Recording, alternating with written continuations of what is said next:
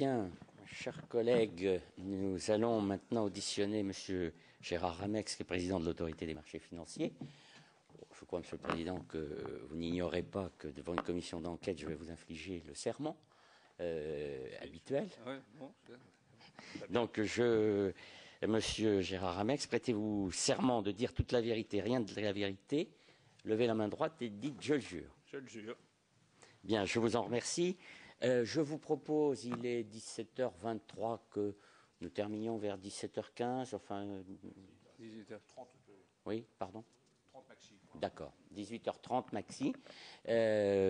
Dans un premier temps, je vais vous laisser la parole pour une présentation de ce que vous souhaitez nous dire, y compris sur la base des questions qui vous ont été adressées, si vous le souhaitez. Dans un deuxième temps, notre rapporteur Éric Bocquet vous posera les questions qu'il souhaitera. Et puis, nous verrons s'il y en a d'autres, soit de mes collègues, soit de moi-même, afin que nous terminions dans le temps imparti. Je vous laisse la parole. Parfait. Merci beaucoup, Monsieur le Président.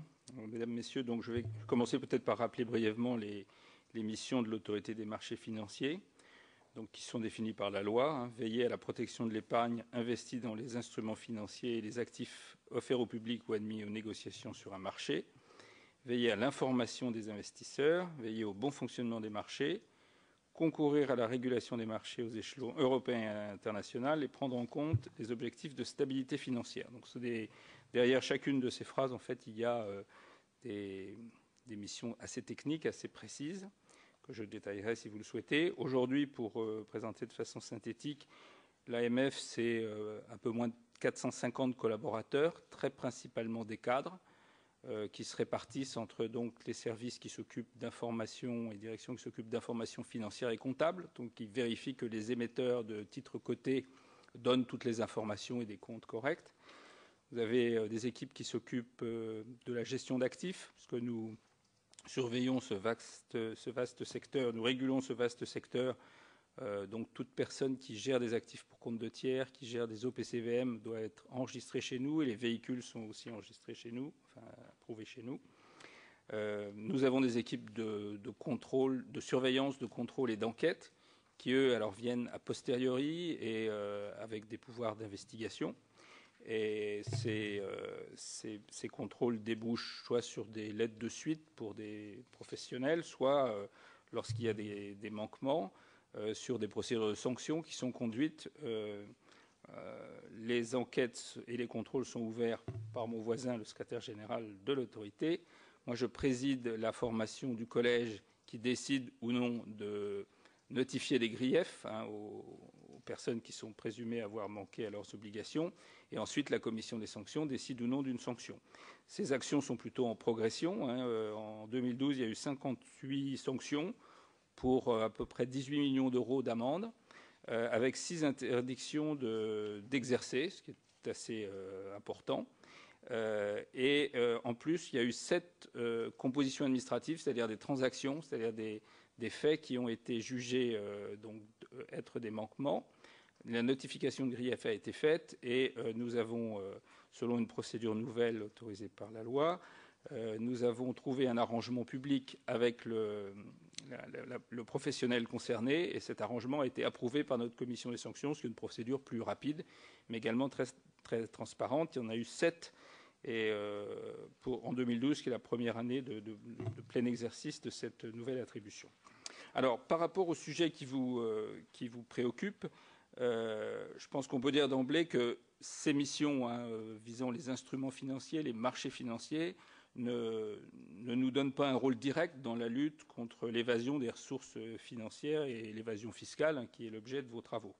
En revanche, travaillant sur la matière financière sous un angle bien particulier que je détaillerai, nous pouvons éventuellement tomber ou repérer des faits qui relèvent de ces problématiques.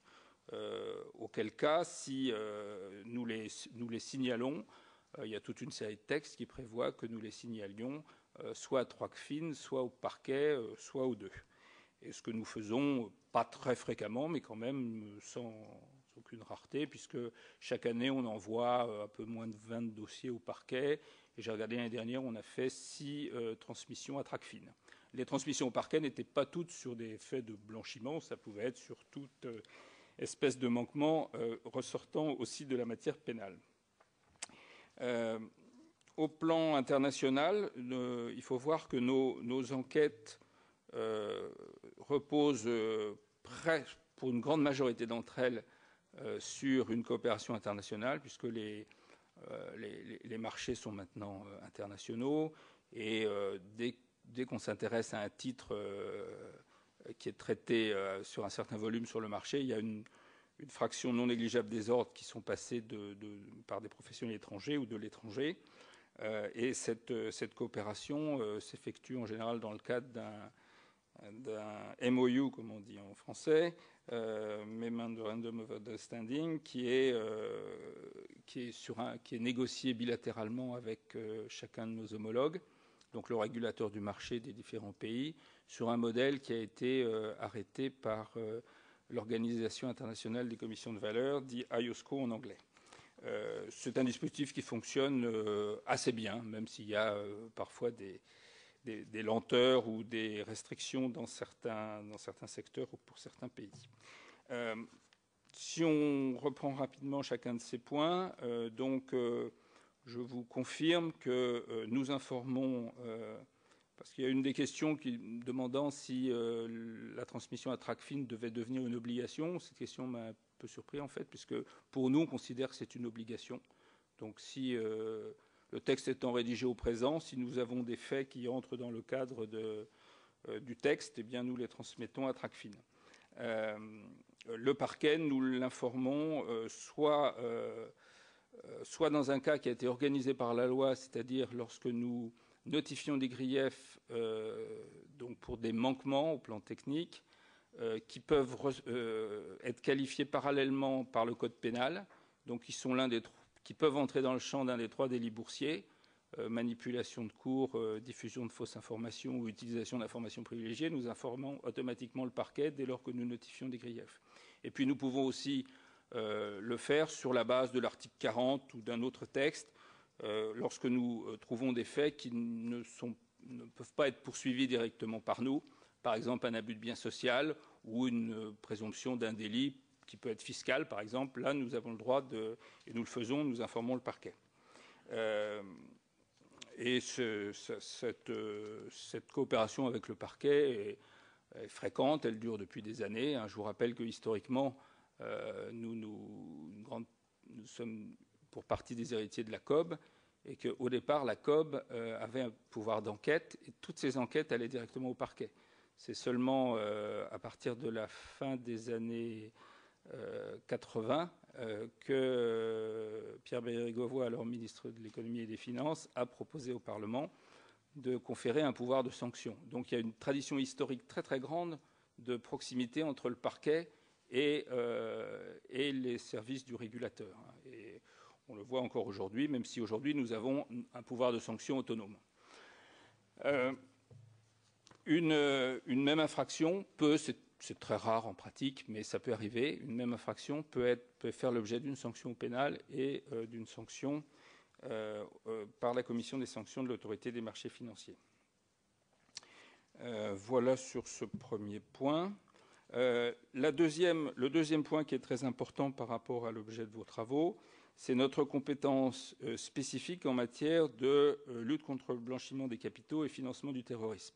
Alors là, je change complètement de secteur complètement d'approche par rapport à ce que je vous expliquais jusqu'à présent, puisque là, nous ne sommes plus dans le cadre d'enquêtes générales qui nous conduisent au fil d'investigation à tomber sur des délits ou des infractions qui pourraient relever d'incrimination pénale par ailleurs sur d'autres terrains que les nôtres.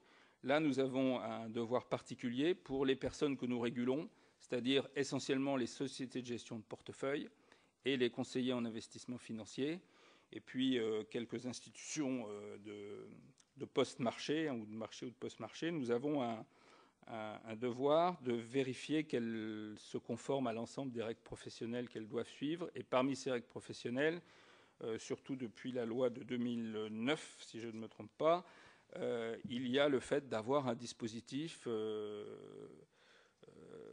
LBCFT, comme on dit dans le jargon, donc lutte contre le blanchiment des capitaux et financement du terrorisme.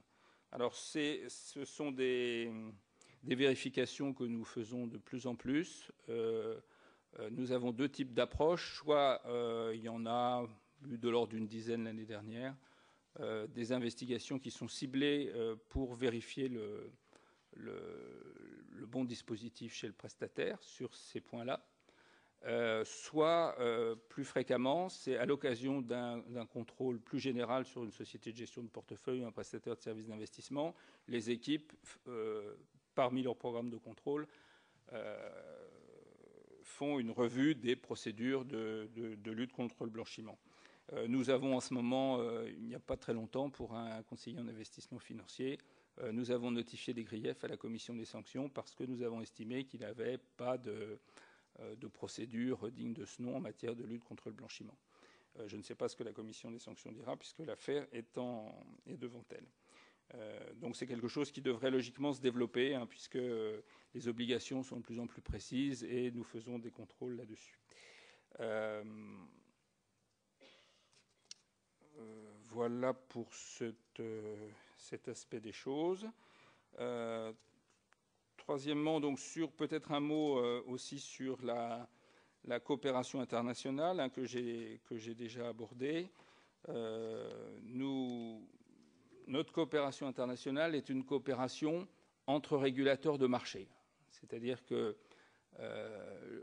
il y a des instances. Au niveau européen, c'est l'Autorité européenne des marchés financiers, d'ISMA, en suivant l'acronyme anglais. Et au niveau international, l'OICV, IOSCO, rassemble les régulateurs de marché. Les régulateurs de marché, selon les principes de l'OICV, IOSCO, le modèle est un régulateur de marché comme sur le modèle de la SEC ou de l'AMF en France, un régulateur de marché indépendant et spécialisé. Et donc les accords sont faits entre ces régulateurs et dans les limites de leurs compétences. C'est-à-dire qu'un régulateur d'un pays tiers va nous répondre dès lors que nous lui indiquons que nous sommes dans le champ de notre compétence et les accords prévoient que les informations qui sont communiquées pour le bon exercice du métier de régulateur de marché. Donc c'est ça qui donne à la fois nous sommes habilités par la loi à avoir ces échanges, donc à répondre.